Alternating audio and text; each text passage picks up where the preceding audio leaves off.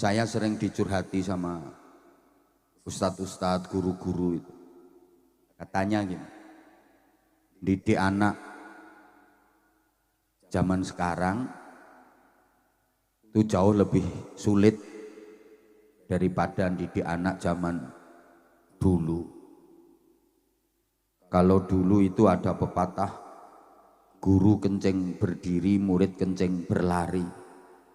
Sekarang pepatahnya itu makin parah, guru kencing berdiri, murid mengencingi guru. Ngapunten nggih, ini bagaimana Indonesia ke depan itu yang menentukan adalah anak-anak dan generasi muda, betul? Maka titip gini. Sekarang banyak anak-anak yang terlahir dari orang tua yang sebenarnya belum siap menjadi orang tua.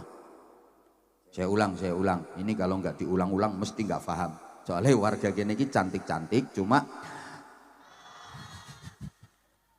sekarang banyak anak-anak yang terlahir dari orang tua yang sebenarnya belum siap menjadi orang tua.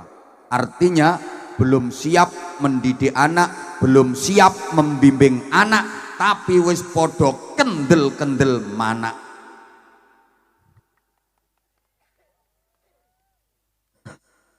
Sehingga mental anak kita itu jadi lemah. Di rumah tidak mendapatkan pendidikan yang standar. Karena orang tuanya nggak bisa didik sendiri. Atau mungkin sebenarnya orang tua bisa mendidik anak, tapi nggak mau mendidik anak dengan alasan sibuk, nggak ada waktu untuk anak. Mergo ruwet ngurusi donya wae. Wonten apa mboten? Ana ki wonge lungguhe sembujung iki. Langsung sila lungguhe. Di rumah anak-anak nggak mendapatkan pendidikan yang layak dari orang tuanya. Sementara nanti di tempat ngaji atau di sekolahan-sekolahan dididik oleh gurunya dengan tegas, seringkali orang tuanya nggak terima, gurunya dilabrak. Padahal suruh didik sendiri anaknya dia nggak bisa. Ini beda kalau zaman dulu, maaf, zaman dulu.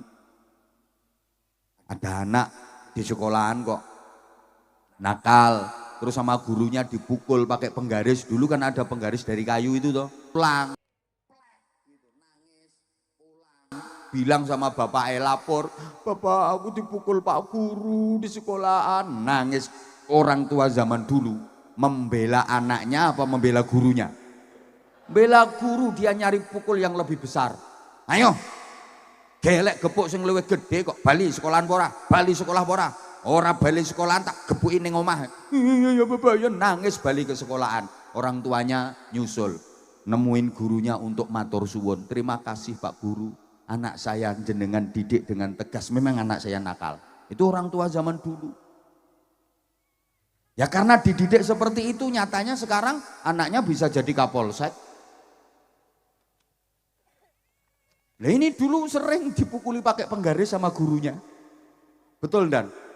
Ngaku aja Dan. Wong dulu juga pernah nyuri mangga kok. Lo anak zaman dulu rata-rata seperti itu. Maaf. Guru ngaji ya gitu. Ngaji salah itu. Kadang di tangannya ceter. Kalau dulu itu biasa. Yang sekarang jadi kepala desa itu dulu juga sering. Pas ngaji sama gurunya ceter. Oh saya juga iya kok. Saya tuh belajar Fatihah sama bapak saya, ndak bisa dikono deyel kayak gini.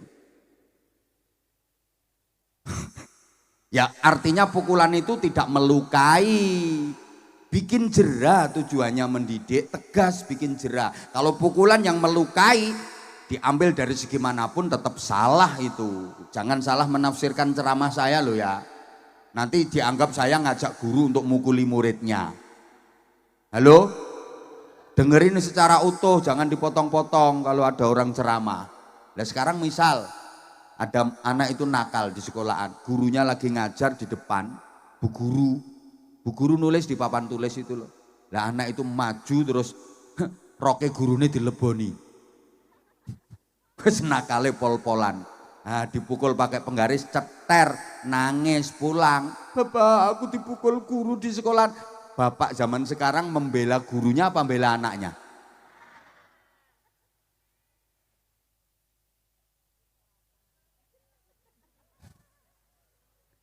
Sembuh. Ruwet, aku ngomong akeh-akeh ya takut salah terus dipelintir-pelintir omongan saya. Duh, kalau kekerasan memang tidak dibenarkan. Dari hukum manapun tidak dibenarkan, tapi tegas itu harus. Itu loh. Ibu-ibu yang kalau nggak ada kekerasan ya nggak jadi anak, Bu. Lemes terus. Nggak keras-keras.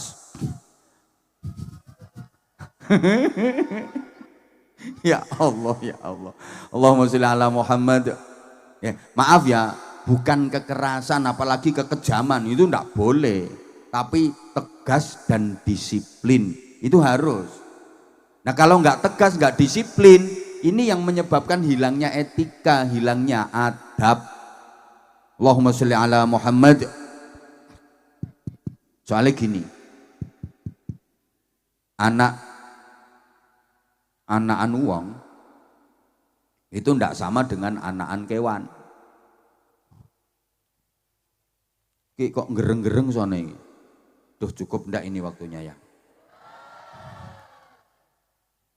Kalau anak binatang itu yang penting dikasih makan kenyang, banyak, dijamin gemuk, besar, dewasanya jadi baik. Itu anak binatang. Anak sapi namanya pedet. Asal pedet ini kasih makan banyak, kenyang, bisa gemuk, bisa besar, dan dewasanya si pedet dijamin jadi sapi yang baik menurut pri kesapian. Anak kerbau namanya gudel, yang penting kasih makan banyak, kenyang, bisa besar kok ini gudel, gemuk, dan dewasanya si gudel dijamin bisa jadi kebo yang baik menurut pri kekeboan. Tapi anak manusia namanya bayi, kalau hanya sekedar dikasih makan banyak, kenyang, mungkin bisa gemuk, bisa besar, tapi dewasanya belum tentu bisa jadi manusia yang baik menurut pri kemanusiaan. Betul? Anak ayam namanya apa? Pete. Ini kalau dikasih makan, kenyang, gede jadi perawan pitik. Terus diperkosa jago limo. Kasus napa mboten? Mboten, dalam dunia perpitian ndak ada masalah. Meskipun diperkosa jago limo. Ya enggak kena dilapor ke polisi. Aman-aman saja. Waktu bertelur yo ikhlas, waktu anggrem yo khusyuk. Telur 12 netes semua, nyantai, ibunya enggak stres.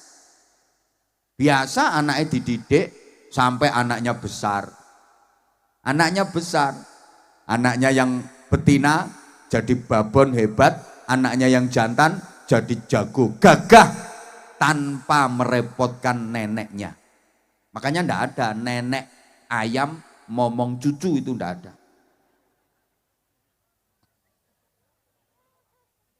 Tapi kalau nenek pucung beduk momong putu, wonten napa mboten?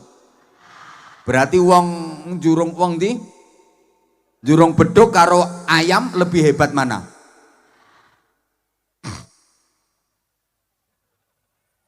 Ayo sekarang coba, maaf, anake wong jurung beduk, pucung beduk, ya Allah ya Karim, desamu kok angel jenenge. Anake wong pucung beduk, bayi wedok, di rumah gede dadi perawan, terus diperkosa bocah limo. Kasus napa mboten? Makanya beda, anak manusia dengan anak binatang itu beda. Sehingga para jamaah rahimakumullah, anak-anak kita harus kita bekali dengan ilmu. Karena yang membedakan manusia dengan binatang itu adalah ilmu. Kualitas manusia juga sangat ditentukan oleh ilmunya. Semakin tinggi ilmu, semakin berkualitas manusianya. Semakin rendah ilmunya, semakin rendah pula nilai manusianya. Kualitas sebuah bangsa juga begitu, ditentukan oleh ilmunya. Maju mundurnya negara juga ditentukan oleh ilmu. Allahumma sholli ala Muhammad. Bisa dilanjut? Maka saya sering katakan logikanya begini. Nggak ada yang sulit dalam hidup ini. Yang ada hanyalah ketiadaan ilmu. Kenapa hidupmu sulit? Karena kamu nggak punya ilmunya. Kenapa hidupmu susah? Karena kamu nggak punya ilmunya. Kenapa hidupmu sakit, menderita? Karena kamu nggak punya ilmunya. Asal kamu punya ilmunya, hidup ini nikmat, hidup ini indah, hidup ini bahagia. Nggak ada yang sulit, nggak ada yang susah. Kok susah? Kok sulit? Karena nggak ada ilmunya. Understand? Ya Allah, ranyaut belas sih.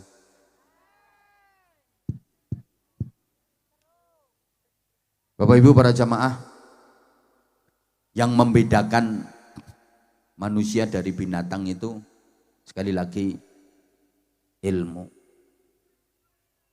Halo? Terutama ini titip ke ibu-ibu, karena pendidik anak yang sesungguhnya itu ibu. Bapak itu yang tanggung jawab cari nafkah, tanggung jawab keamanan. Pendidik utama itu ibu, sampai Nabi menyatakan madrasatul ula. Ibu itu madrasah pertama, lembaga pendidikan pertama bagi anak-anaknya. Harusnya ibu-ibu itu bisa menjadi figur 3 ibu secara terpadu. Nah, rata-rata ibu-ibu sekarang hanya mampu jadi 1 ibu saja. 3 ibu yang dimaksud harus bisa jadi ibu kandung, bisa jadi ibu susu, sekaligus bisa jadi ibu guru bagi anak-anaknya. Nah, rata-rata ibu-ibu sekarang hanya bisa jadi ibu kandung saja. Kon meteng pinter-pinter. Udah banyak yang nggak mampu jadi ibu susu, udah banyak yang nggak bisa jadi ibu guru. Harusnya jadi ibu kandung yang ikhlas, ibu susu yang tuntas, ibu guru yang cerdas, mendidik anak di usia emas. Pasti anak berprestasi hebat dan berkualitas. Oh, gawe kata-kata ini angel, ora gampang, makanya yo.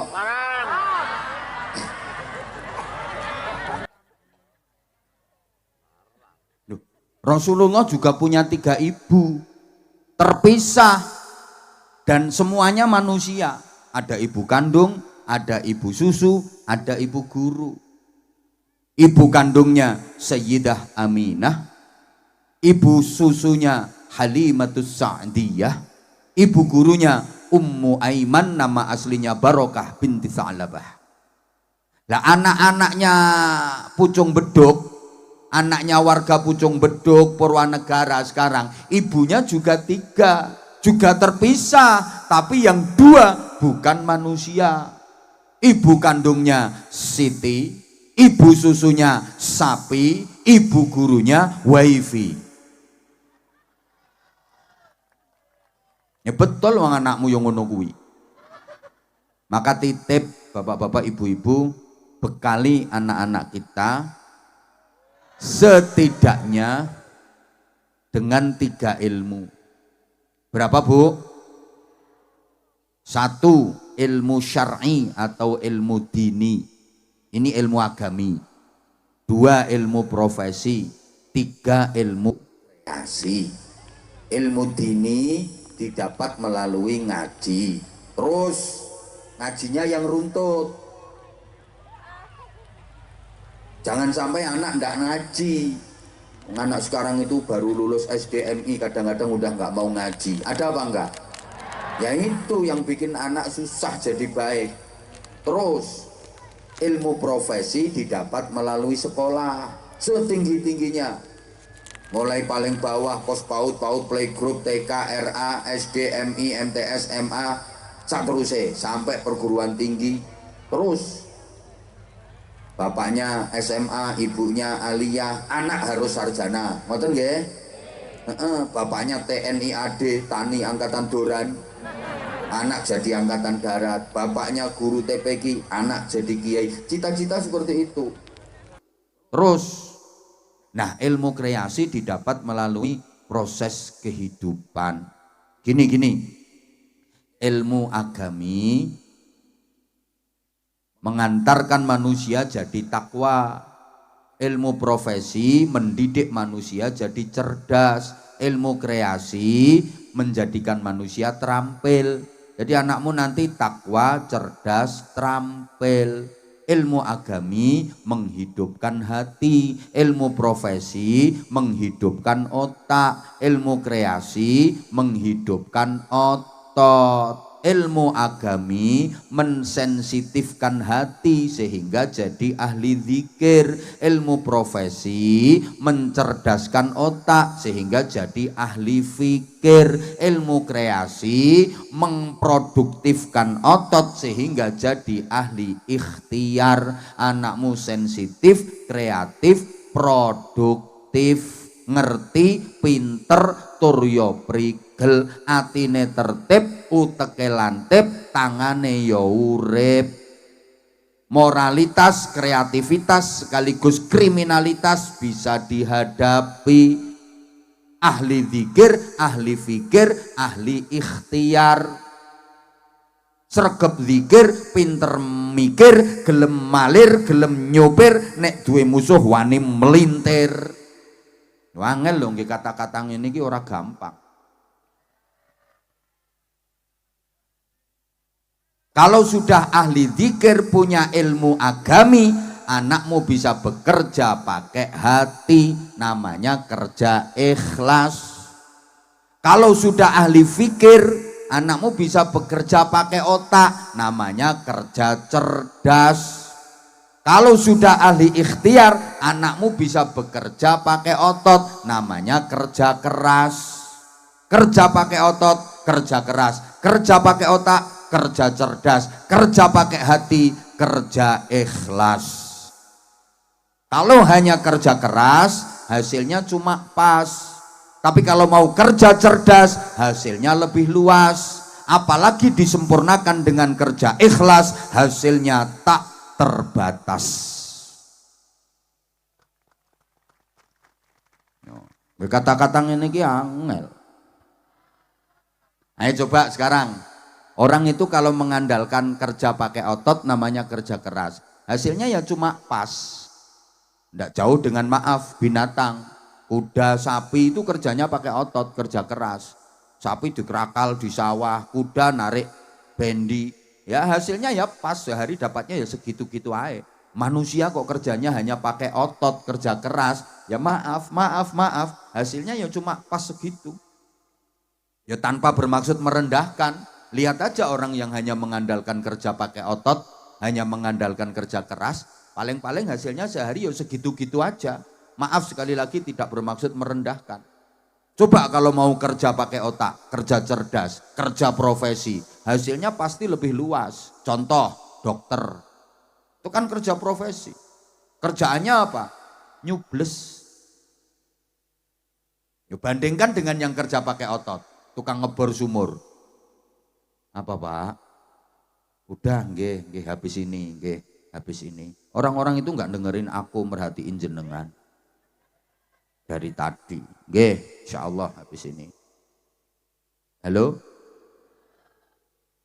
Coba, orang kalau kerjanya mau kerja pakai otak, kerja cerdas, kerja profesi, hasilnya lebih luas. Kados dokter niku rak tukang cubles. Bandingke karo tukang cubles yang kerja otot, kerja keras, tukang ngebor sumur kae. Tukang ngebor sumur iki suntike gede, abot, nggone panas sing 17 atos. Awake kotor, nyublese berkali-kali ratusan, kadang belum keluar airnya. Sehari penuh dapatnya duit paling 100.000. Kalau dokter, cublesnya kecil, ringan, tempatnya sejuk, ber-AC, tubuhnya bersih, wangi, yang dicubles empuk. Sekali cubles cus, nggak pakai ditawar. Berapa Pak dokter? 700.000 Bu, nggak bisa kurang Pak. Nggak ada dokter ditawar. Loh, yang kerja pakai otot maaf ngangkat batu kali, batu gunung, gede-gede itu, cak salon-salon. Sehari penuh ratusan batu dia angkat. Dapatnya duit 100.000, 200.000. Tapi kalau kerjanya pakai otak, kerja cerdas, ngangkat batu kecil satu aja bisa dapat 200 juta. Kan yang diangkat batu ginjal, batu empedu. Apalagi disempurnakan dengan kerja pakai hati, namanya kerja ikhlas, hasilnya tak terbatas. Contoh kiai. Duh, zaman tahu ngerti ada kiai kok kerja keras, petentengan, nyuluh kodok, golek bekicot. Nggak ada. Tapi karena kerjanya pakai hati, kerja ikhlas, Allah kasih hasil tak terbatas. Lihat, rumahnya bagus-bagus. Nggak ada kiai pertentangan kerja keras itu, nggak ada. Mana ada? Enggak, tapi lihat, Allah kasih hasil tak terbatas. Rumah bagus, kendaraan yo, pakaian yo, istrinya yo. Siapa ngomong banyak mau? Ya manusia kok.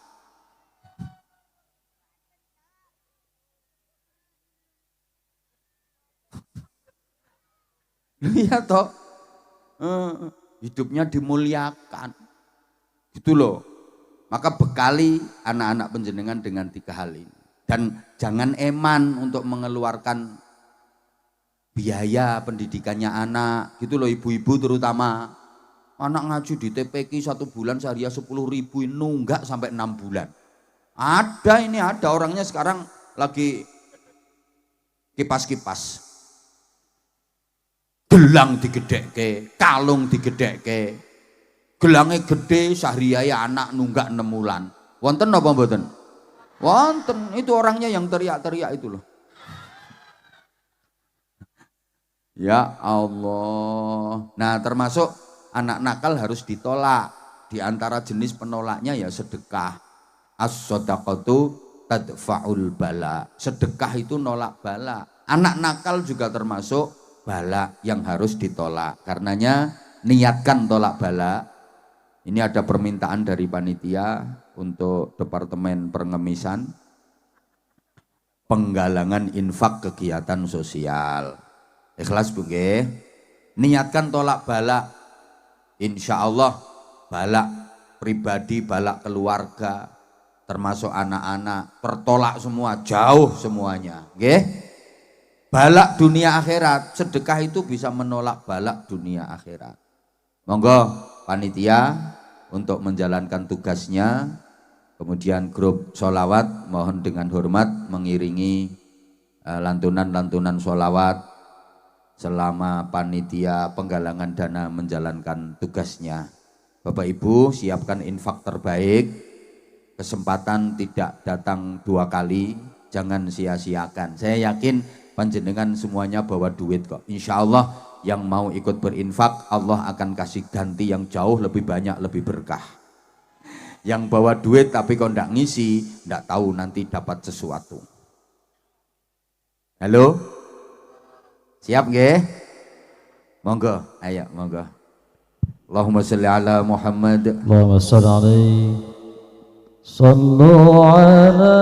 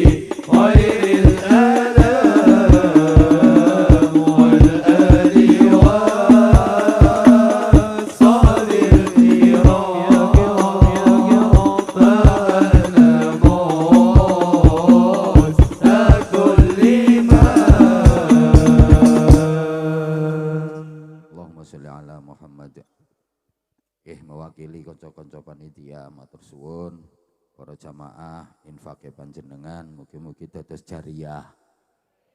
ditampi Allah diparingi balesan sing langkung berkah. Terus nek pengen berkah niku wau kuncine amanu wat takau. Iman takwane ditingkatke. Di antara cara meningkatkan iman ngamalke ayat niko. Innamal mu'minuna alladzina idza dzukirallahu wajilat qulubuhum wa idza tuliyat 'alaihim ayatuhu zadatuhum imana وعلى ربهم يتوكلون الذين يقيمون الصلاة ومما رزقناهم ينفقون. Ya, ngamal keimanan supaya kuat niku satu, idza dzukirallah wajilat qulubuhum. Berzikir kepada Allah sampai hatinya bergetar. Bahasa Inggrisnya the ndredeg. Jenengan nate mboten nyebut asmane Allah sampai hatinya bergetar. Nate mboten? Nate pas utangmu akeh kae. Ke utang akeh waya bayar, waya ditagih ranti duit. Ya Allah, buk buk buk buk. Ya Allah, buk buk buk. Muga-muga ora ditagih ya Allah, buk buk buk. Artinya zikir yang sungguh-sungguh, zikir yang khusyuk sampai menggetarkan hati. Getaran hati karena zikir ini getarannya lembut, getarannya halus, dan getaran ini akan menjalar ke sekujur tubuh. Kayak orang kesemutan gitu. Orang kalau udah ahli zikir bisa merasakan itu. Hati sebagai generator, ketika diajak berzikir, dia akan ada getaran, lembut, halus, dan kemudian menjalar ke sekujur tubuh. Nikmat gitu rasanya. Makanya pesan saya, kalau ada zikir berjamaah, ada istighosah, ikut aja. Nggak ngerti artinya nggak apa-apa. Pokoknya ikut, insya Allah berkah. Gitu nggak? Karena zikir itu melembutkan hati, mensensitifkan hati. Kapan-kapan tak jelaskan kalau diundang lagi. Yang istomen nang ojo cerewet. Kemudian untuk tips untuk menguatkan keimanan berikutnya, wa idza tuliyat 'alaihim ayatuhu zadatuhum imana. Memperbanyak baca Al-Quran yang bisa menambah kuat keimanan. Le maca Quran sing kathah syukur-syukur angen-angen sak maknane. Aja mung maca Quran angen-angen sak mangane. Tapi angen-angen sak maknane. Perbanyak baca Al-Quran. Ya paling boten one day one juz, satu hari satu juz. Nek kabotan ya one day setengah juz. Keberatan one day seperempat juz. Keberatan one day one lempir.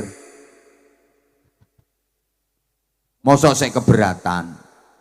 Ya usahakan tiap hari kita baca Al-Quran. Wa ala rabbihim yatawakkalun. Berserah diri, pasrah secara totalitas kepada Allah. Alladzina yuqimuna shalah, menegakkan sholat. Kalau bisa jangan hanya 5 waktu, 7 waktu. Zuhur, asar, maghrib, isya, tahajud, subuh, duha. Insya Allah bisa nggih 7 waktu nggih? Insya Allah. Ya ikhtiar. Wa mimma razaqnahum yunfiqun, dari sebagian rizki pemberian Allah diinfakkan. Alhamdulillah ini malam tadi udah langsung praktek. Mudah-mudahan diterima Allah Subhanahu wa taala. Kalau bisa mengerjakan itu, ulaika humul mu'minuna haqqa, merekalah orang-orang mukmin sejati. Lahum darajatun 'inda rabbihim wa maghfiratun wa rizqun karim. Untuk mereka derajat yang tinggi, mereka akan diangkat tinggi derajatnya oleh Allah Subhanahu wa taala. Wa maghfiratun, dosa-dosanya diampuni oleh Allah, warizqun karim, dan para rasul semuanya, para tabi'in, tabi'it tabi'in, salafus salihin, para aulia, para ulama, kiai-kiai kita, bunyai-bunyai kita, guru-guru kita yang sanad ilmunya sampai kepada kita, dengan harapan mudah-mudahan ngaji kita malam hari ini benar-benar menghasilkan ilmu yang manfaah dan barokah. Mudah-mudahan kita diberikan kekuatan dan kemampuan untuk bisa mengamalkannya. Sekaligus kita hadiahkan suratul Fatihah untuk para syuhada, para pahlawan yang telah berjuang merebut dan mempertahankan kemerdekaan negara Republik Indonesia yang kita cintai bersama. Mudah-mudahan perjuangannya, jerih payahnya, pengorbanannya, amal baktinya diterima dan mendapatkan balasan terbaik di sisi Allah Subhanahu wa Ta'ala. Mudah-mudahan kita sebagai generasi-generasi penerus dan pewaris bisa melestarikan perjuangannya, bisa meneruskan perjuangannya sesuai dengan cita-cita Indonesia bersatu, berdaulat, masyarakat secara jamaah. Sekali lagi mohon dengan ikhlas suratul Fatihah kita niat berdoa memohon kepada Allah Subhanahu wa Ta'ala, mudah-mudahan kedaulatan dan keutuhan negara kesatuan Republik Indonesia yang kita cintai bersama ini senantiasa dijaga dan dipelihara oleh Allah Subhanahu wa Ta'ala.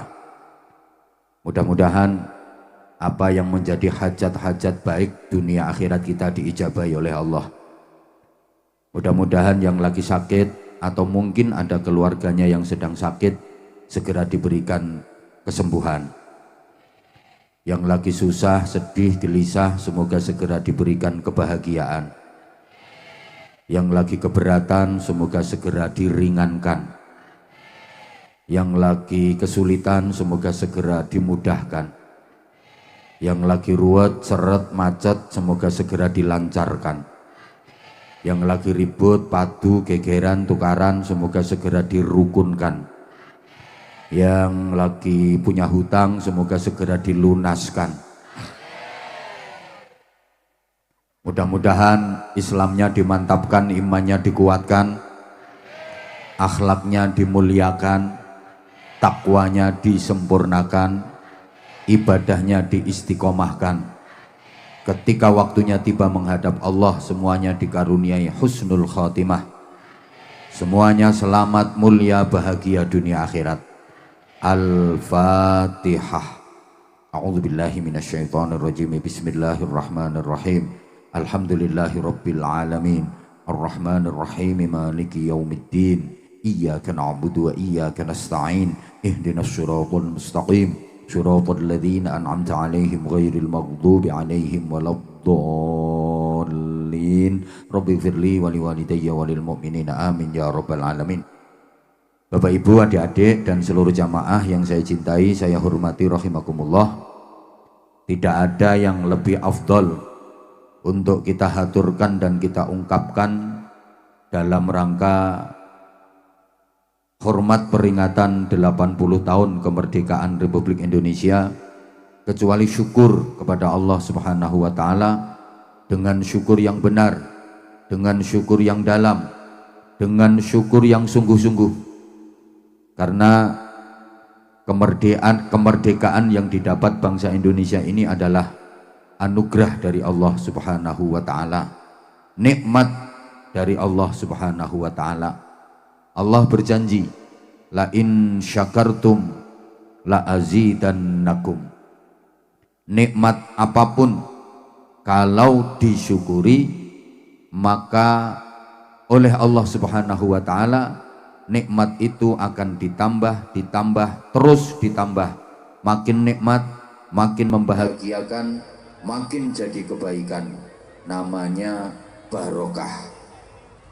Tapi sebaliknya, wala in kafartum inna azabi lasyadid. Nikmat apapun kalau dikufuri, awas, nikmat itu akan berubah menjadi siksa yang menyakitkan. Makin menyakitkan, makin menyengsarakan, makin menderita. Jadi kebaikan namanya. Jadi nikmat yang kita dapat, apapun itu bentuknya, berapapun itu jumlahnya, bisa menjadi barokah, tapi juga bisa menjadi musibah, tergantung bagaimana cara kita menyikapinya. Kita syukuri atau kita kufuri. Kalau disyukuri, pasti akan jadi barokah. Tapi kalau dikufuri, pasti akan jadi musibah. Mohon maaf, warga Pucung Beduk, Kecamatan Purwanegara, selama ini hidupnya lebih banyak syukur apa kufur? Masyarakat Pucung Beduk, Purwanegara, hidupnya luweh akeh le nerimo apa le ngersulo? Lebih banyak taubat apa sambat? Ibu-ibu lebih banyak ngamal apa ngomel? Bapak-bapak lebih sering amal soleh apa amal salah? Ibu-ibu kathah le wiridan apa kathah le rasan-rasan? Sing nom-nom lebih semangat zikiran apa pacaran? Duite sampean menurut sampean wis cukup apa isih kurang? Kurang berapa? Nah itu namanya syukur apa kufur? Maka jangan salahkan siapa-siapa kalau hidupnya enggak bahagia. Jangan salahkan siapa-siapa kalau hidupnya enggak barokah. Itu salahnya sendiri yang tidak pandai bersyukur, karena ketentuan Allah sudah pasti, siapa saja asal pandai bersyukur pasti hidupnya barokah. Amin. Apa gaweane ngersula sambat to amin. Siapa saja kalau banyak kufur hidupnya pasti musibah. Nah, Bapak Ibu adik-adik dan seluruh jamaah, Indonesia negeri yang sangat indah dengan kekayaan alam yang sangat melimpah yang kita cintai bersama, ini juga nikmat dari Allah. Diberi kemerdekaan itu juga nikmat dari Allah. Sebagaimana oleh para pendiri negeri ini diakui, dan itu dituangkan dalam Undang-Undang Dasar 1945 alinea ketiga, atas berkat rahmat Allah yang Maha Kuasa Indonesia merdeka. Nah sekarang kira-kira masyarakat Indonesia ini lebih banyak yang syukur apa lebih banyak yang kufur? Kalau memperingati dan merayakan kemerdekaan lebih banyak diisi dengan acara agama apa hura-hura? Lebih banyak diisi acara tuntunan apa tontonan? Masyarakatnya lebih semangat pengajian apa dangdutan? Lebih banyak diisi taat apa maksiat? Zikiran apa jogetan?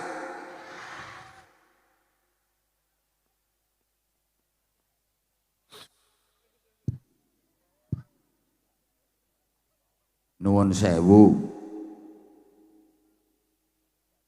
Kalau dulu merayakan kemerdekaan itu dibagi, para tokoh, para pemimpin, para elit, para penggede, pembesar pada rapat menyusun kebijakan, bermusyawarah, memikirkan bagaimana membangun Indonesia ke depan. Sedangkan masyarakat awam dikasih hiburan biar nggak ganggu yang lagi rapat, disuruh seneng-seneng dengan macam-macam perlombaan. Makanya perlombaan dalam rangka merayakan kemerdekaan dulu itu isinya murni hiburan. Masyarakat suruh seneng-seneng supaya nggak ganggu yang lagi rapat. Disuruh lomba panjat pinang, lomba lari karung, lomba tarik tambang, lomba makan. Nah sekarang lomba-lomba itu mulai dirusak dengan lomba yang mohon maaf tidak mendidik, bahkan kadang-kadang merusak akhlak, merusak moral. Masa merayakan kemerdekaan kok lombanya lomba ngemii, lomba menyusui dan mementili itu. Astagfirullahaladzim. Lomba goyang erotis, ya Allah, tolong. Lomba-lomba yang kira-kira bisa merusak moral, merusak karakter, melanggar norma-norma adab, dihilangkan. Gini, secara umum masyarakat kita itu ada kelompok yang hidupnya bisa mendatangkan barokah. Ada kelompok yang perilakunya malah mengundang musibah. Jadi ada kekuatan orang-orang baik yang memang benar-benar ingin membangun Indonesia ke depan lebih barokah. Tapi ada juga kekuatan orang-orang jahat yang perilakunya bisa mendatangkan musibah dan menghancurkan Indonesia. Allahumma sholli ala Muhammad. Kalau meminjam istilah di pewayangan, ada golongan kanan, ada golongan kiri. Dalam Quran itu ada ashabul maimanah, ada ashabul masy'amah, ada ashabul yamin, ada ashabul shimal. Ada golongan kanan, ada golongan kiri. Ada kelompok Pandawa, ada kelompok Kurawa. Ono bolone Satrio, ono bolone Buto, ono bolone Kresna, ono bolone Durna, ono bolone Puntadewa, ono bolone Duryudana, ono bolone Semar, ono bolone Togog. Warga Pucung Beduk Purwanegara kira-kira ikut kelompok kanan apa kiri? Pandawa apa Kurawa? Satrio apa Buto? Kresna apa Durna? Puntadewa apa Duryudana? Semar apa Togog? Ketoke akeh togoke. Pun sekarang gini aja. Apa syarat untuk mendatangkan barokah? Kemudian apa sebab-sebab terjadinya musibah? Para jamaah yang saya hormati rahimakumullah, agar kita menjadi bagian dari masyarakat yang hidupnya mendatangkan barokah, harus mengamalkan ayat walau anna ahlal qura amanu wattaqau lafatahna alaihim barakatim minas samai wal ard. Dan jika sekiranya penduduk suatu negeri, masyarakat suatu negara mau beriman dan bertakwa, amanu wattaqau, maka niscaya akan kami bukakan barokah-barokah yang turun dari langit dan yang keluar dari bumi. Dari ayat ini jelas para jamaah, syarat untuk mendatangkan barokah itu adalah amanu wattaqau. Masyarakat yang beriman dan bertakwa, masyarakat manapun asal beriman dan bertakwa, pasti yang turun barokah. Masyarakat manapun Kalau nggak mau beriman dan bertakwa, yang terjadi adalah musibah. Nah, pucung beduk ini jadinya seperti apa? Ya tergantung masyarakatnya. Purwanegara ke depan seperti apa? Ya tergantung masyarakatnya. Amanu wattaqau apa enggak? Kalau amanu wattaqau jadinya mesti berkah. Tapi kalau enggak mau amanu wattaqau jadinya mesti musibah. Allahumma sholli ala Muhammad. Nah, sekarang apa sebab-sebab terjadinya musibah? Sebab-sebab terjadinya kehancuran. Kita berangkat dari ayat wa idza aradna an nuhlika qaryatan amarna mutrafiha fafasaqu fiha fahaqqa 'alaiha alqawlu fadammarnaha tadmira.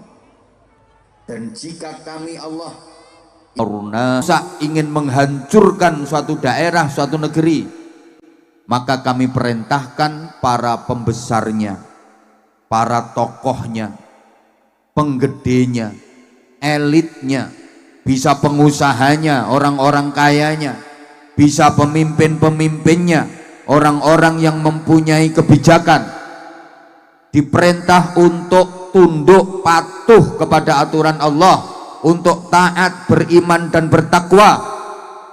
Tapi mereka malah berbuat kerusakan.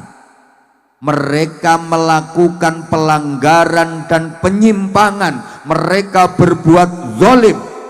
Maka berlakulah ketentuan kami, kemudian kami hancurkan negeri itu sehancur-hancurnya. Artinya Bapak Ibu adik-adik para jamaah, yang menyebabkan musibah dan kehancuran itu para tokoh, para pembesar, para pemimpin yang tidak mau tunduk dan patuh kepada aturan Allah. Mereka malah berbuat kerusakan, melakukan pelanggaran, penyimpangan, berbuat zalim kepada rakyat kecil. Jadi yang menyebabkan musibah dan kerusakan itu bukan yang keplok-keplok tadi. Orang-orang yang doprok-doprok di bawah itu kan hidupnya hanya, maaf, pelengkap penderita. Yang punya potensi merusak itu yang duduknya di panggung.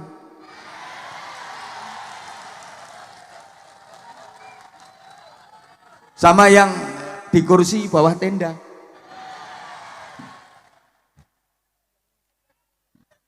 Yang nggak terima silahkan pulang.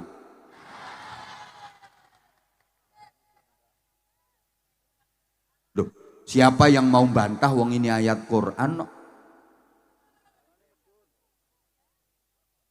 Kerusakan yang diperbuat oleh para pembesar, kezaliman mereka kepada masyarakat kecil, itu yang mendatangkan musibah, itu yang bikin kehancuran.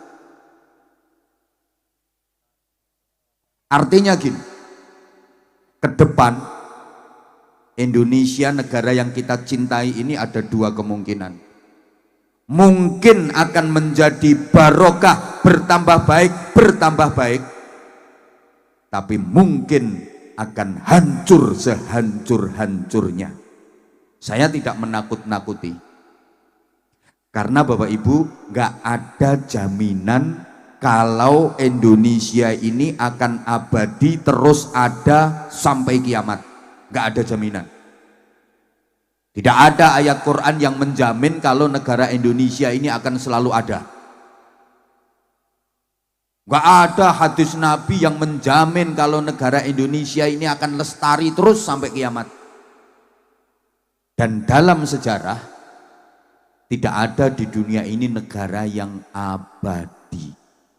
Dulu ada negara hebat, Yunani kuno, kuat, wilayahnya luas, nasibnya akhirnya hancur, sekarang tinggal kenangan.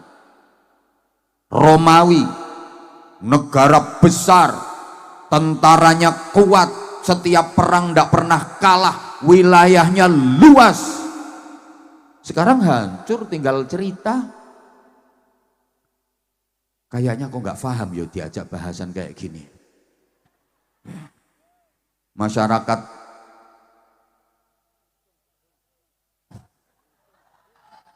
Pucung Beduk Purwanegara ki memang terkenal cantik-cantik. Tapi agak on. Maaf ya, itu bahasa akrab saya. Jangan dimasukkan ke hati. Saya kalau ngomong on itu bahasa cintanya aku ke kamu. Biar kita itu deket gitu loh. Oke, kalau Yunani kuno, Romawi, kejauhan, Uni Soviet. Masih ingat? Negara besar, superpower, negara adidaya, paling ditakuti dunia, itu dua negara, Amerika Serikat sama Uni Soviet. Dulu Uni Soviet itu negara besar. Tidak ada yang berani. Sekarang nasibnya hancur berkeping-keping, pecah menjadi negara-negara kecil. Yang kuat tinggal satu, Rusia. Mustahil rasanya untuk mengembalikan Uni Soviet menjadi negara besar kembali. Gak mungkin. Wis pecah dari negara cilik-cilik. Kita juga punya sejarah. Dulu ada kerajaan Mataram kuno, hebat. Sekarang tinggal cerita. Ada kerajaan Pajajaran, hebat. Negara besar, rajanya sakti, tentaranya kuat, wilayahnya luas. Sekarang tinggal kenangan, tinggal cerita. Sriwijaya itu luasnya separuh Nusantara, tentaranya kuat. Sekarang tinggal cerita. Majapahit ini malah paling besar. Wilayah Majapahit itu lebih luas daripada wilayah Indonesia. Malaysia ikut kerajaan Majapahit dulu. Singapura, Brunei, Thailand masuk wilayah kerajaan Majapahit. Sekarang tinggal kenangan, tinggal cerita.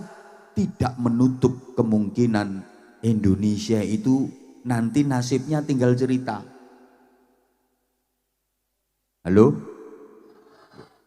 Itu sejarah. Kan sejarah itu aslinya bahasa Arab. Syajaroh. Apa Bu? Nah, karena lesan orang kita, terutama orang Jawa, itu susah mau mengucapkan lughat Arab. Syajaroh, susah, diambil mudahnya sejarah. Mau ngomong syahadatain, repot sekaten. Kalimah syahadah, susah kalimosodo. Apalagi lesannya orang Jawa. Ridho diwaca lilo, fardu diwaca perlu, duhur ya luhur, Ramadan ini dadi ramelan. Ana wong jenenge Abdullah kang dolah, Abdul Razak dul raja, Abdul Majid dipanggil dul genjit. Ada orang bersin ahing maunya baca alhamdulillahi rabbil alamin. Ya mergo repot, ahing andulamin. Lu suruh ngucapin bulan-bulan Komariah itu susah lesane. Muharram, Safar, Rabiul Awal, Rabiul Akhir, Jumadil Ula, Jumadil Akhir, Rajab, Sya'ban, Syawal. Halo? Yo gampang. Suro, Sapar, Mulut, Batu Mulut. Nggih napa nggih? Lah iya. Dan ini dimanfaatkan oleh para pejuang agama di Indonesia ini. Pendekatan-pendekatan budaya. Jadi tidak memaksakan tapi mengetutkan. Mengetutkan itu mengintili itu loh. Loh, dulu nenek moyang kita itu juga sudah melakukan peribadatan. Jangan dikira nggak kenal Tuhan. Siapa Tuhannya? Sang Hyang. Belum cetha dia, belum jelas. Cara peribadatannya gimana? Manembah Sang Hyang. Maka para wali begitu mengajarkan ibadah nggak langsung dinamakan sholat, tapi disebut sembahyang, biar mudah diterima. Nyembahnya di mana? Di sanggar pamujan. Maka para wali nggak nyebut musola tapi disebut langgar, biar dekat dengan kata sanggar. Understand? Ora digatekke. Allahumma sholli ala Muhammad. Loh, itu strategi dakwah. Makanya masyarakat itu gampang nerima dan tetap guyup, rukun, bersatu, hidup berdampingan meskipun dalam keberagaman. Itu loh, makanya desamu, daerahmu sini itu kalau masyarakatnya pengen tetap guyup, rukun, bersatu, nggak tercerai-berai, nggak perpecahan, kalau bikin acara semacam ini, ngundang penceramah itu jangan sembarangan. Loh, yang suka provokatif nggak usah diundang, malah membuat perpecahan di tengah-tengah masyarakat. Kalau bisa ngundang penceramah itu yang model ya ngene iki. Gitu loh. Loh, maksudnya model ngene iki ora kaya ngono kae. Ya sing model ngene iki, aja sing kaya ngono kae. Ya Allah. Lah udah, sejarah wong kene iki ra tau ngingeti drone ngono kuwi to. Kok ndongak-ndongak. Pokoke sing ndongak nyawang drone tak dongake tengkengen ra iso balik. Nah, aku nggak diperhatiin gara-gara itu. Aku tuh jauh-jauh ke sini demi kamu. Kamu nggak merhatiin aku. Bisa dilanjut? Nah, aslinya bahasa Arab syajaroh. Artinya apa? Pohon. Nah, pohon itu bahasa Inggrisnya the weed. Pohon apapun, Bapak Ibu dan para jamaah, pasti mengalami 3 fase. Wong kene iki paham fase apa ora ya? Soalnya wong kene iki ayu tapi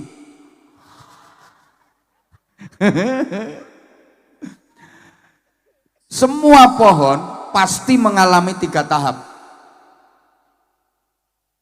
Tunas, puncak, dan tumbang.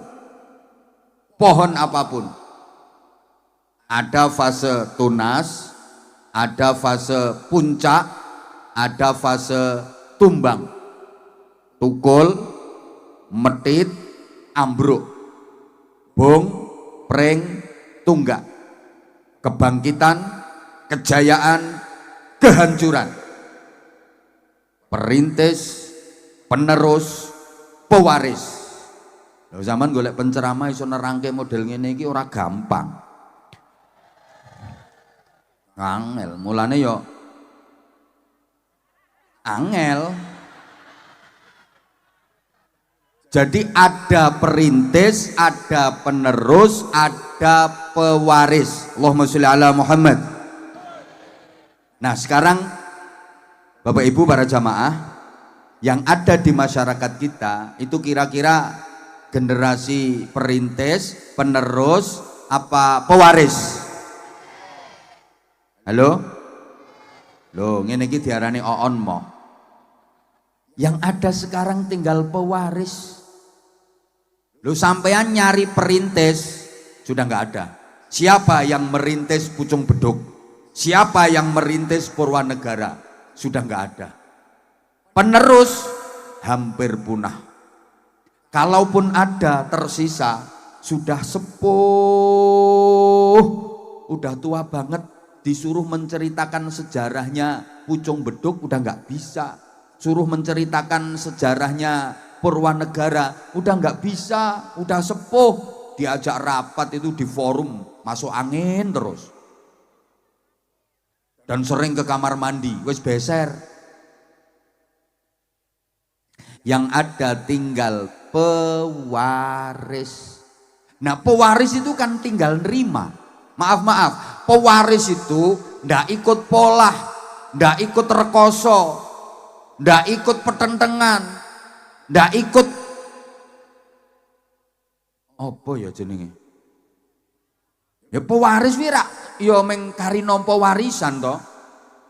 Ora melu repot, ora melu berjuang, ora melu kangelan, tinggal nerima. Itu namanya pewaris. Ya kayak sampean-sampean ini pewaris. Udah ndak ikut perang, ndak ikut berjuang, ndak ikut angkat senjata, ndak ikut kangelan. Tinggal menikmati hasil. Itu namanya pewaris. Mohon maaf. Namanya pewaris, dia tinggal menerima warisan. Ada orang menerima warisan, warisannya bagus, tapi bermasalah. Mau ngurus kok susah. Kira-kira warisannya diapakan? Nompo warisan tanah, api luas, gone strategis, ning tanahe bermasalah, gek duwe utang sisan. Kira-kira tanah warisannya diapake? Potonganmu pinter adol. Ngapunten, Pak Kepala Desa, mana Pak Kepala Desa? Ya, Pak Kepala Desa Pucung Beduk. Beliau ini perintis, penerus apa pewaris? Pak Kepala Desa Pucung Beduk ini beliau perintis, penerus apa pewaris? Nah, jangan-jangan Pucung Beduk didol.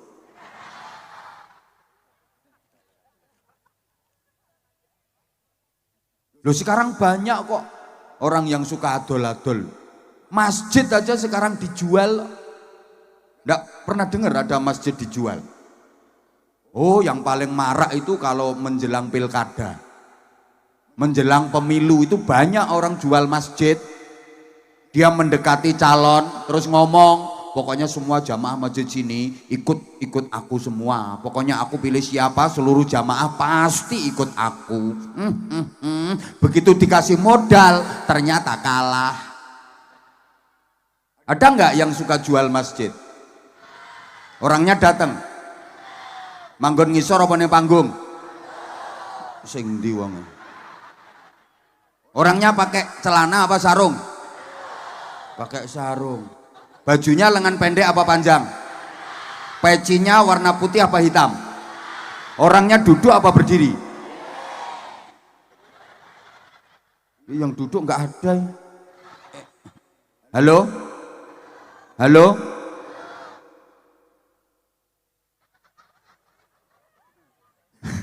Tokoh-tokoh yang ada sekarang ini kira-kira perintis, penerus apa pewaris? Jangan-jangan nanti warisannya dijual. Nah, apa kita nggak takut kalau warisan yang bernama Indonesia ini nanti akan terjual? Pewaris itu ada dua macam. Ada pewaris yang baik, ada pewaris yang jelek, nakal. Pewaris yang baik adalah pewaris yang menjaga, melestarikan, mempertahankan, meningkatkan baiknya warisan. Itu pewaris yang baik. Jadi warisannya itu dijaga, dilestarikan, kemudian dirawati, didandani. Pewaris yang jelek, nakal, tidak mau menjaga dan melestarikan warisan, malah dijual. Maaf, ini tidak ada dalilnya ya. Kalau dalam bahasa Jawa disebut ilmu titen. Titenono itu ilmu titen. Orang mendapat warisan kalau dia jadi pewaris yang baik, warisan itu dijaga, dilestarikan, dirawat dengan baik, pasti warisan itu akan berkembang, bertambah, jadi barokah. Amin. Nopo penggaweanmu adol warisan, no amin. Tapi orang dapat warisan kok nggak dijaga, nggak dilestarikan, malah dirusak atau dijual. Ayo titenono. Engko rak saya curus ludes entek donyane. Karena warisan itu pusaka dan malati. Orang yang nggak mau menjaga dan melestarikan warisan biasanya kualat. Pun sampai titeni mawon. Ono wong nampa warisan kok dirawat, dilestarikan, insya Allah tambah berkembang, tambah berkah. Ono wong nampa warisan kok ora dilestarekke, ora dirawati, titenono. Lak curus ludes entek, tambah kere, akhirnya minggat. Sorry ya, yang habis jual warisan kok orangnya dingkluk gitu orangnya. Maaf, aku nggak nyindir kamu, ndak. Lah kalau kamu merasa kesindir, ya emang perbuatanmu seperti itu.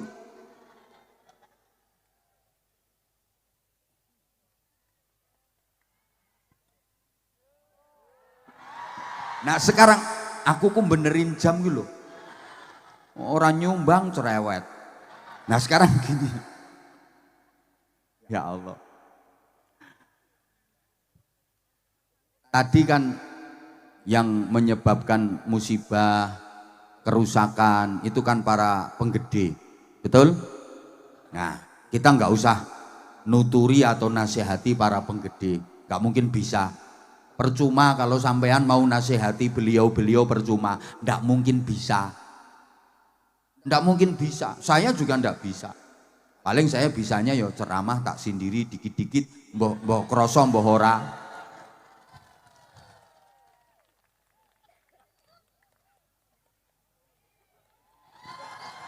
Lah terus apa yang harus kita lakukan?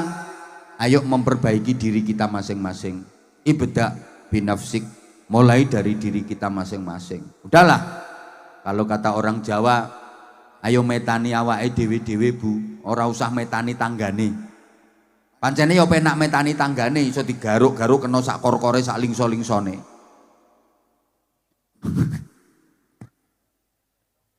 Mari kita melakukan perbaikan dan kebaikan, diawali dengan memperbaiki diri kita sendiri. Kalau masing-masing pribadi kita mau memperbaiki diri, insya Allah nanti satu keluarga akan menjadi keluarga yang baik. Karena keluarga itu terdiri dari pribadi-pribadi yang baik. Kalau setiap keluarga sudah baik, insya Allah nanti satu lingkungan ya baik semua, karena lingkungan itu terdiri dari keluarga-keluarga yang baik. Kalau tiap-tiap lingkungan sudah baik, insya Allah satu desa akan menjadi baik, karena desa itu terdiri dari lingkungan-lingkungan yang baik. Kalau setiap desa sudah baik, insya Allah satu kecamatan nanti akan jadi baik, karena kecamatan itu terdiri dari desa-desa yang baik. Kalau masing-masing kecamatan sudah baik, satu kabupaten akan menjadi baik, karena kabupaten itu terdiri dari kecamatan-kecamatan yang baik. Kalau tiap-tiap kabupaten sudah baik, satu provinsi jadi baik semua, karena provinsi itu terdiri dari wilayah kabupaten-kabupaten yang baik. Kalau masing-masing provinsi di Indonesia ini sudah baik, maka satu negara Indonesia ini akan menjadi baik, karena terdiri dari provinsi-provinsi yang baik. Lu berjuang kuwi sak isomu.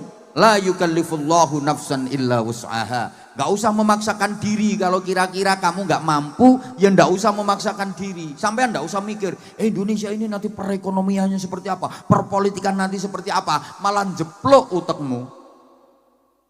Uang cilik. Halo?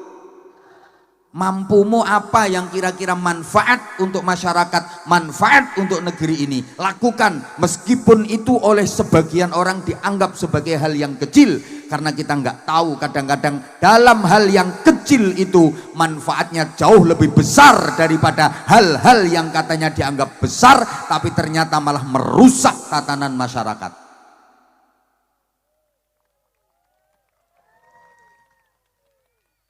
Ya mohon maaf ya, berjuang itu sesuai dengan kapasitasmu. Nun sewu tak kayak contoh gampang-gampangan.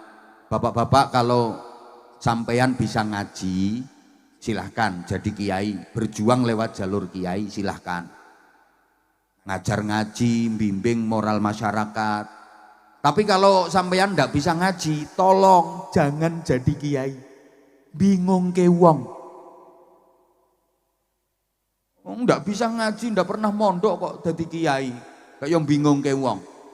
Ndak harus jadi kiai Pak sampean, bisa dapat pahalanya kiai, mendukung kiai, ikut membantu perjuangan kiai. Sama saja, man jahaza faqad ghaza.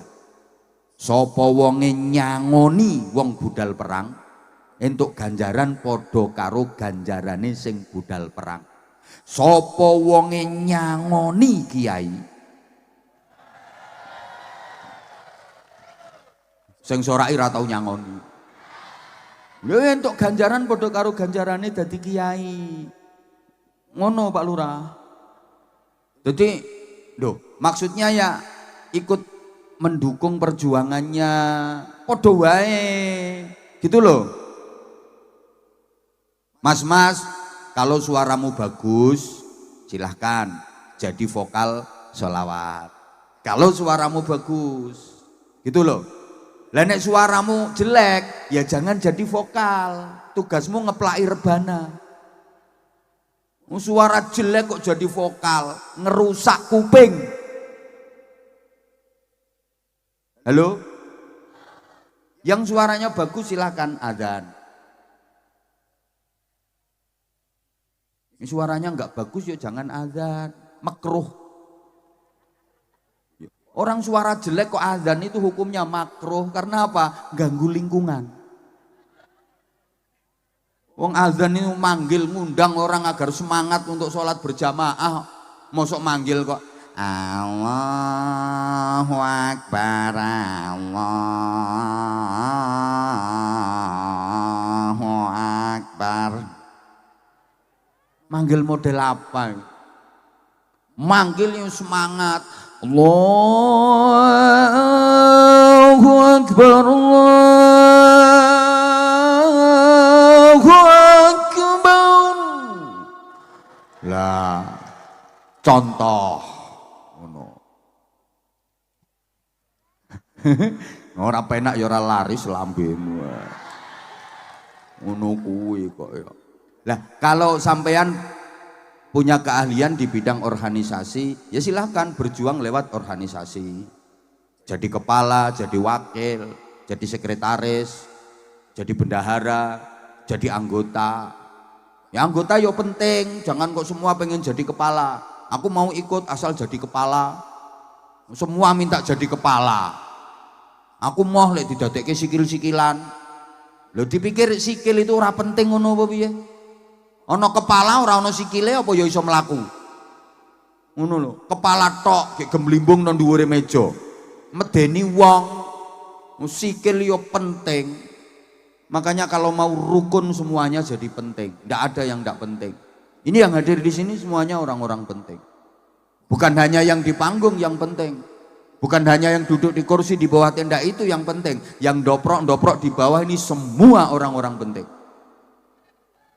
Loh iya, misalnya nggak ada sampean, saya suruh ceramah sendirian di sini, nggak berani saya.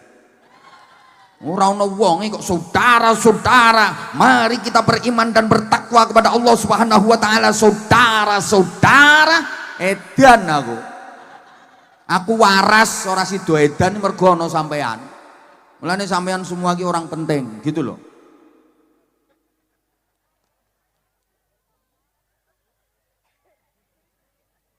Ya Allah. Loh sampai ibadah itu ya sesuai dengan kapasitasmu. Kalau pedagang, dagang yang jujur, itu pahalanya besar. Kenapa? Kalau pedagang jujur, perekonomian yang beredar di masyarakat itu manfaat dan barokah. Jadi kulaan sakmene yang ngomong semene, kulaan semono ngomong semono. Ya, biasanya kan enggak. Kulaane iki 250.000. Ditawar 350.000 lho sik ora diwenehke. Ya ora oleh, ora entuk wong kulaane ora entuk semono. Terus bakule kon melu sapa? Wonten mboten bakul sing ngoten niku? Ana iki wonge teko ya aku ngerti, kudu ngireng wonge. Ya itu yang bikin perekonomian nggak barokah karena penuh dengan kebohongan. Yang ASN, pegawai negeri, berjuangnya lewat jalur apa? Ya aktif, disiplin, dinamis, profesional. Jangan suka makan gaji buta.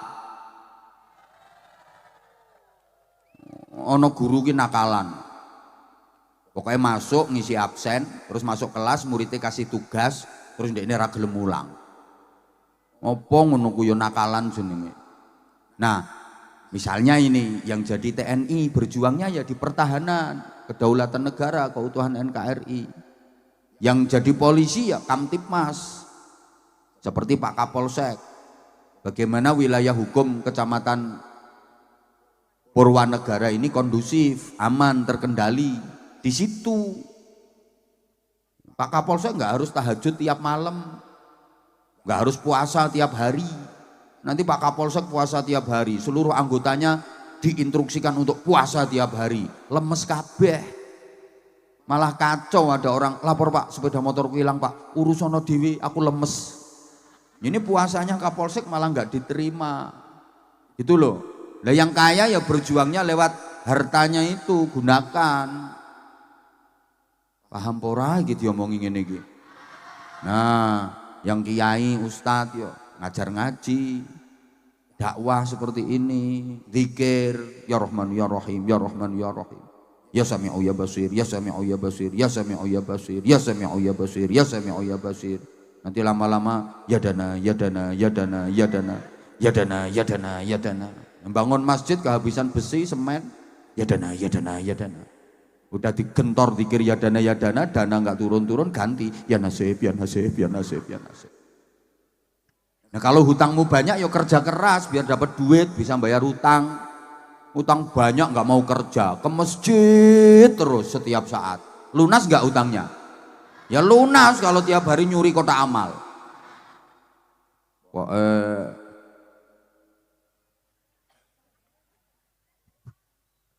Nah ini loh sekarang ngisi kemerdekaan itu astagfirullahaladzim.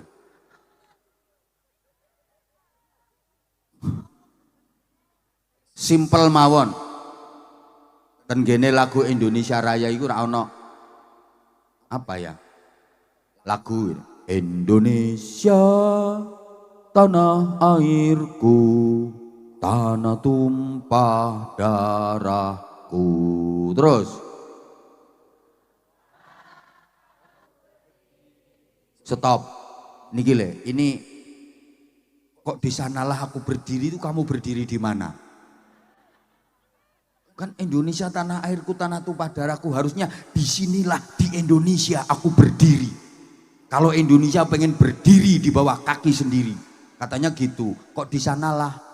Ya karena kadung di sanalah. Maka seringkali kita lebih bangga dengan yang di sana, nggak bangga dengan yang di sini. Apa-apa luar negeri, apa-apa di sana, apa-apa luar negeri. Yang bagus-bagus itu yang di sana. Malah kadang-kadang maaf, orang mau pakai produk dalam negeri malu. Lebih bangga pakai produk luar negeri. Karena di sanalah itu. Lebih membanggakan negara luar negeri daripada negaranya sendiri. Sing apik-apik dikekno di sana kabeh. Coba pikir. Maaf, nangka yang mahal enak itu nangka Belanda. Padahal wite iki manggone ya nanggone Purwanegara, tapi disebut nangka Belanda. Jambu ya jambu Bangkok. Padahal tandurane wong Banjarnegara. Kacang sing enak ya kacang Cina. Padahal sing ngincir wong kene kok disebut kacang Cina. Nanti ada kambing yang bagus, kambing Australia. Kanjip kambing Jawa sing mencret-mencret. Kunci yang kuat, kunci Inggris. Rumput yang kuat, rumput Jepang. Lah sing wong Jawa kebagian apa? Gula Jawa ndelewer kuwi. Sing elek-elek malah mbok akoni sing apik-apik wae wong kono. Wis ayo saiki bangunlah untuk Indonesia Raya. Ayo kilo, yo bangunlah jiwanya, yo bangunlah badannya. pembangunan jiwa harus menjadi skala prioritas. Karena yang hampir luntur dari bangsa ini adalah karakter, etika, moral, akhlakul karimah. Jenengan ngeraoske mboten kalau adab sopan santun itu mulai berkurang sekarang. Padahal sektor apapun asal didasari dengan jiwa yang terbangun dengan baik pasti akan menjadi baik. Tapi sektor apapun kalau tidak didasari dengan jiwa yang baik, apalagi jiwanya rusak, pasti akan menjadi rusak. Maaf, orang-orang yang berbuat jahat, ya itu karena jiwanya yang rusak. Kenapa kok ada pejabat yang korupsi? Ya karena jiwanya rusak. Kenapa ada masyarakat yang berbuat jahat? Ya karena jiwanya rusak. Betul? Mbah ra semangat kok. Betul? Loh, kalau pembangunan badannya insya Allah udah bagus. Artinya kalau kita banyak bersyukur, tadi loh akan ditambah oleh Allah jadi barokah. Kita itu kurang pinter syukur. Coba kalau dibandingkan dengan orang dulu, sekarang kan ya udah lebih bagus toh perekonomian. Wong biyen nek orang duwe iki ora duwe tenan. Nek wong saiki ngomong orang duwe iki ora perkara orang duwe, kurang. Nggih napa mboten? Orang dulu kalau nggak punya emang bener-bener nggak punya. Orang sekarang kalau bilang nggak punya bukan karena nggak punya, kurang. Ya itu tadi karena kurang syukur itu loh. Ya Allah, paham pora iki.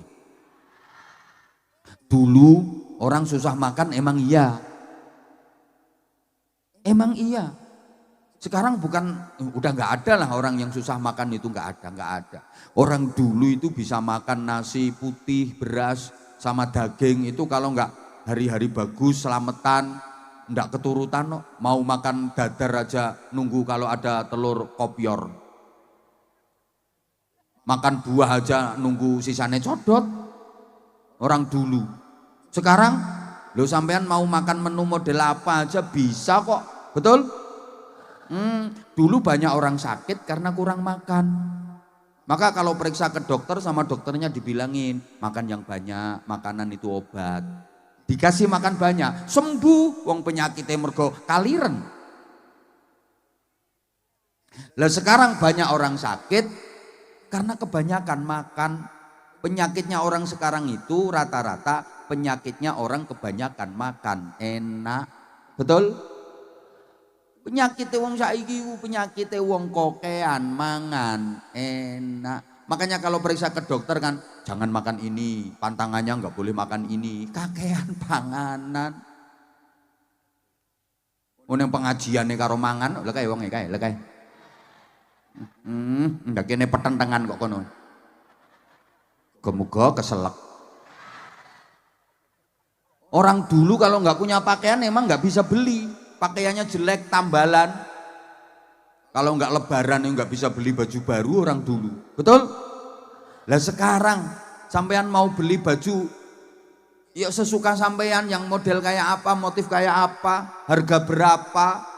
Apalagi ibu-ibu itu bentar-bentar online COD, online COD, online COD, online COD. Baju udah 7 lemari itu loh. Ada model baru beli, ada model baru beli. Belum lagi untuk alat-alat kecantikan. Lulur, mangir, lotion, bedak rangkap 7, ada krim pagi, krim beduk, krim maghrib, krim tengah malam, krim subuh. Kalau bapak-bapak nggak seberapa, ibu-ibu tuh nggak mikir, bapak nyari duit sampai, lihat itu, tubuhnya kayak plastik kresek nolongok letek. Dapat duit ya habis-habisin nama ibu-ibu. Makanya kadang kalau lagi jalan bareng itu kontras, mama keren, papa ora kopen. Mama modis, papa jemburis. Mama mulus, papa kayak wedus. Mama glowing, papa kayak terenggiling. Ya mama meling-meling pipinya, papa meling-meling gegernya. Mama halus kayak neon, papanya jebrak kayak sumetan mercon itu. Ya kebanyakan mama lemu, papa kuru. Halo? Ya Allah. Lah terus yang kepengin lama gampang, rumahmu mana? Nanti aku nginep situ tak ceritani sampai subuh. Wes ngono ae, omahmu ngendi? Engko tak nginep kono. Tapi aku yo pijeti. Udah sekarang gini, sayang dengerin sayang. Ya udah kalau nggak mau dipanggil sayang, dengerin ter-kenter, dengerin semua. Gini ya. Rumah udah bagus semua kok sekarang. Mana ada orang rumahnya jelek sekarang, itu nggak ada. Dianggap nggak layak huni dapat program bedah rumah kok sekarang. Bagus-bagus semua. Kalau orang dulu rumahnya jelek-jelek beneran. Kalau orang sekarang mana ada rumah jelek coba.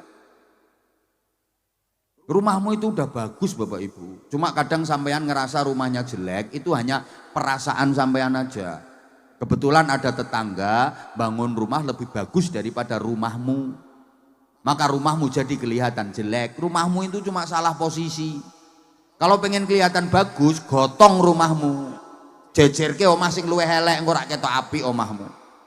Wong bagus jeleknya rumah itu kayak wajahnya manusia. Maka ibu-ibu bisa kelihatan cantik, bisa kelihatan jelek, tergantung sopo jejerane. Ibu kalau lungguh bersanding dengan orang jelek-jelek ya kelihatan cantik Bu. Tapi kalau sebelahnya ibu orang cantik-cantik ya kelihatan jelek. Makanya ibu kalau pengen kelihatan cantik ada rumusnya. Duduk hati-hati, nyari rombongan jelek. Ndelusup no tengah-tengah engko ora ayu dhewe sampean. Syukure sing kurang. Halo? Udah bagus kok, tapi pembangunan karakter, pembangunan jiwa, terutama di kalangan remaja dan anak-anak. Emang yang dirusak itu remaja dan anak-anak. Yang tua dibiarin, orang yang tua sebentar lagi juga is dead. Loh, sampai urusan agama juga gitu. Yang dihancurkan itu generasi muda dan anak-anak, dijauhkan dari nilai-nilai agama, dijauhkan dari Al-Quran, dijauhkan dari ulama, dijauhkan dari ngaji, dirusak lewat budaya. Generasi muda dan anak-anak, yang tua dibiarin. Makanya sekarang isinya masjid itu cuman orang-orang yang udah bau kuburan. Apalagi subuh. Gak percaya besok subuh ke masjid, cari anak muda atau anak-anak, gak ada. Pokoknya isinya wong remek tok. Kok ya Allah, subuh besok cari di masjid Pak Lurah, gak mungkin ada. Kapolsek ya nggak ada, wong Kapolsek ke masjid itu kalau Jumatan no. Ya sama kayak yang ceramah.